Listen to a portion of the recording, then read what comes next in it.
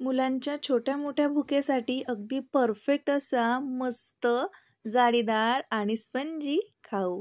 हो, आता उन्हाळ्याच्या सुट्ट्या लागलेल्या आहेत आणि मुलं घरी आहेत आणि मुलांना 2 तासानंतर का होईना पण भूक लागतेच. ती पण भाजी-पोळीची नाही, पण काहीतरी वेगळं. वेगळं हवं असतं त्यांना. तीच भाजी-पोळी नाही पाहिजे. काहीतरी वेगळं बनव गं मम्मी. मग अशा वेळेस नेहमीच तळलेलं बाहेरचं आपल्याला द्यावंसं नाही वाटत. मग अशा वेळेस तुम्ही हा नाश्ता जरूर बनवू शकता. अगदी सोपा आहे बघा. इथे बघा, काय केलं आपण अर्धी वाटी साखर घेतली, अर्धी वाटी दही घेतलं आणि 1 वाटी दूध घेतलं. तुम्ही बघू शकता साखर आणि दही थोडं कमी आहे आणि दूध त्याच्यापेक्षा थोडंसं जास्त आहे. आता काय करायचं, दही एका बाउलमध्ये घालून घ्यायचं आणि थोडंसं फेटून घ्यायचं.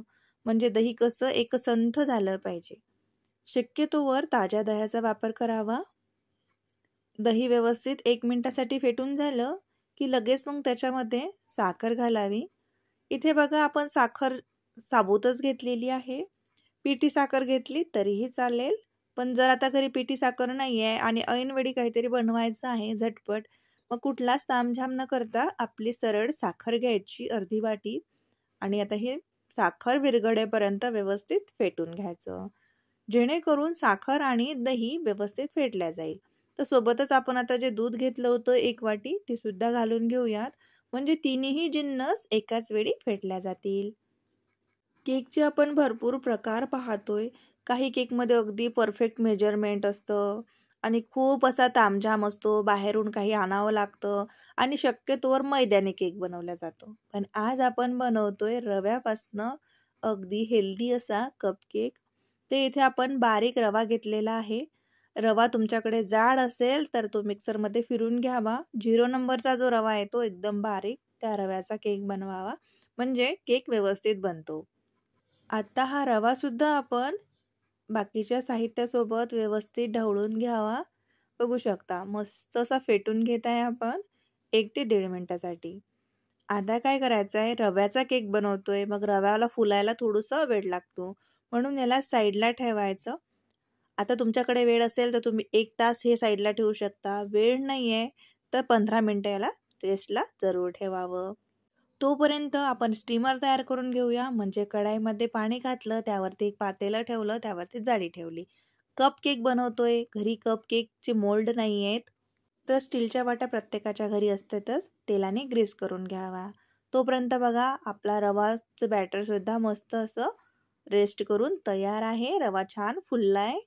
तर आता केक हा आतपर्यंत मॉइस्ट व्हावा यासाठी आपण 1/3 कप आपण याच्यामध्ये तेल घातलेलं आहे.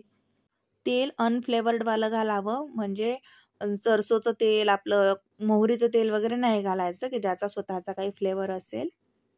थोडंसं मीठ घातलंय. कुठलाही गोड पदार्थ बनवतोय त्यामध्ये 1 पिंच मीठ घातलं की त्याची चव आणखी उभारून येते. तेल आणि मीठ आता व्यवस्थित हे याच्यामध्ये मिक्स करून घेऊयात.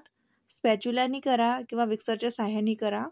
मिक्सरच्या साहाय्याने व्यवस्थित फेटलं जातं. बघू शकता. मस्तच. आता तुम्ही म्हणाल केकमध्ये तेलच का घालायचं? आम्ही बटर किंवा तूप का नाही घालू शकत? केकमध्ये तेल घातल्याने काय होते, तेलाने आपला केक हा 3-4 तासानंतरही सॉफ्ट आणि मुलायम राहतो. तो खाताना घशामध्ये अडकत नाही आणि टेम्परेचर कुठलंही असो, म्हणजे सीझन कुठलाही असो, तेल हा परफेक्ट राहतो. तुम्ही जर बटर घातलं, तूप घातलं तर काय होते, मग हिवाळ्यामध्ये केकनं थोडंसं आकसला जातो कारण ते तूप त्याच्यामध्ये गोठल्या जातं. मग ते खाताना चिकट लागतं. म्हणून तेलाचा वापर करावा. बघू शकता तेल व्यवस्थित याच्यामध्ये मिक्स झालेलं आहे. आता आपण बेकिंग पावडर घालतोय 1 चमचा आणि बेकिंग सोडा घालायचा आहे अर्धा चमचा. प्रमाण लक्षात घ्या. बेकिंग सोडा अर्धा चमचा आणि बेकिंग पावडर 1 चमचा. आता तुमच्याकडे मेजरमेंटचे कप असतील किंवा मग ते चमचे असतील तर 1 टीस्पून बेकिंग पावडर घालायची आणि अर्धा टीस्पून बेकिंग सोडा घालायचा. आता हे काय घालतोय, तर हे घालतोय आपण व्हिनेगर. व्हाईट व्हिनेगर जे येते ना ते अगदी 4-5 थेंब घालायचे. आता तुम्ही म्हणाल व्हिनेगर घातलाय तर केक मग आंबट होईल ना, त्याला आंबट चव येईल? अजिबातही नाही. एवढूशा व्हिनेगरनी याची चव बदलणार नाही, पण बॅटरचं ते हे आहे ना फर्मंट किंवा त्याचं जे टेक्स्चर येणार आहे आपल्या केकचं ते अफलातून येणार आहे. बघू शकता तुम्ही व्हिनेगर घातल्या घातल्या किती छान बबल्स आपल्या बॅटरला आलेले आहेत. आता छान व्हॅनिला एसेन्स घालायचा. व्हॅनिला एसेन्स नाही आहे घरात तर मग इलायचीची पावडर घातली तरीही चालेल. चॉकलेट इसेन्स असेल तर तो सुद्धा घालू शकता. आता कप केक बनवतोय, मुलांना असे छान इसेन्स आवडतात. तुम्हाला नाही घालायचं आहे तर इलायचीची पावडर घातली तरीही चालेल. हलक्या हाताने मिक्स करून घेतोय.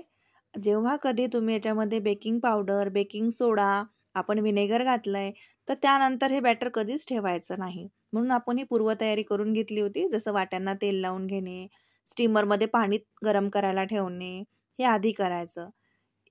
नाहीतर काय होतं या बॅटरमध्ये जे हवा आहे किंवा जे बबल्स आहेत ते दबतात आणि नंतर मग आपला कप केक असा व्यवस्थित फुलणार नाही. हीच टीप तुम्ही ढोकळ्यासाठी सुद्धा वापरू शकता. आता किती वाट्या भरताय त्याच्यामध्ये बघूया आपण.